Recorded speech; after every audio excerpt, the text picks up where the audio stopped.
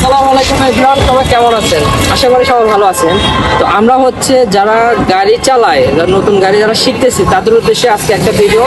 গাড়ি সকালবেলা কি করতে হয়, কি কি চেক করতে হয়, এগুলো আজকে আপনাদেরকে দেখাবো। তো আমরা বলাটা চলে যাই, আসলে এখানে হচ্ছে বলাটা ক্লিক, ক্লিক করে আমরা হচ্ছে উপরে উঠিয়ে দিলাম, তাই তো।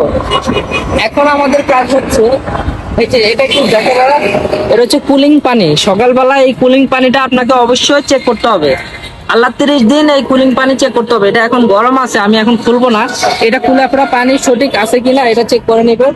দ্বিতীয়ত হচ্ছে আপনার ইঞ্জিন যে অয়েলটা, ইঞ্জিনের যে মোবিল অয়েল, ইঞ্জিন এই যে ইঞ্জিনের যে অয়েলটা আছে, আমরা অয়েলটা চেক করব। তো আমরা একটু ক্যামেরাটা উপরের দিকে উঠাই। এই যে আমাদের মোবিল থাকবে হচ্ছে এ পর্যন্ত থাকলে আমাদের মোবিলটা ফুল। যদি এটার নিচে কমে যায় তাহলে অবশ্যই আমাদেরকে মোবিল ঢালতে হবে। তো আমাদেরকে ইস্যু দিয়ে এটা মুছে নেবেন, মুছে নিয়ে আপনারা এটা চেক করবেন যে আপনাদের এই দাগটা আছে কিনা। ঠিক আছে, এটা চেক করবেন। তো আমরা এটা চেক করে দিলাম।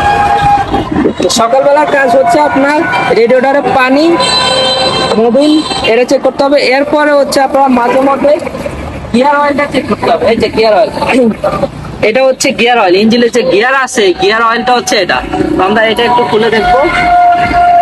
হ্যাঁ, এটার পরিমাণও মোটামুটি ঠিক আছে, এটা আপনারা চেক করে নেবেন। ঠিক আছে, আচ্ছা। এরপরে হচ্ছে আপনার গ্যাস কতটুকু আছে এই জিনিসটা আপনারা বের হওয়ার আগে দেখে নেবেন। আমার গ্যাস আছে 70-80 মতো গ্যাস আছে। ঠিক আছে, এরপরে আপনারা এগুলো সব কিছু চেক করে আমরা এটা বহরটা লাগিয়ে দেবো।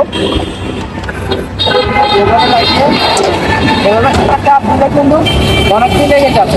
এরপরে কাজ হচ্ছে আমাদের গাড়ির চারটা হাওয়া ঠিক মতো আছে কিনা, এই যে টায়ারের পাম্প ঠিক মতো আছে কিনা এটা আমাদেরকে চেক করতে হবে। এগুলো ঠিক আছে, এটা 35 থেকে 40।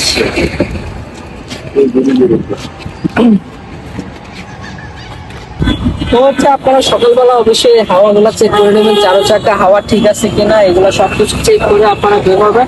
আর দেখবেন আপনার টায়ারটি ঠিক আছে কিনা, চারো চাকা আপনি চেক করে নেবেন আপনার কোনো সমস্যা আছে। আপনার যখন গাড়ি নিয়ে সকালে বের হবেন এই জিনিসগুলো আপনার চেক করা খুব ইম্পর্টেন্ট একটা জিনিস। অনেকে এই জিনিসগুলো চেক করে না, চেক না করে বের হয়ে যায়, এই ক্ষেত্রে দেখা যাচ্ছে অনেক সমস্যা তৈরি হয়ে যায়।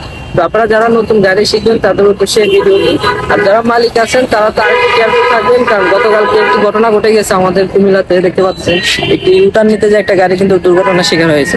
তো অতএব বি কেয়ারফুল, খুব সাবধানে গাড়ি চালাবেন। তো গাড়ির মেনটেনেন্স এ হচ্ছে মেনটেনেন্স। তো সবাই ভালো থাকবেন, আল্লাহ হাফেজ, আসসালামু আলাইকুম।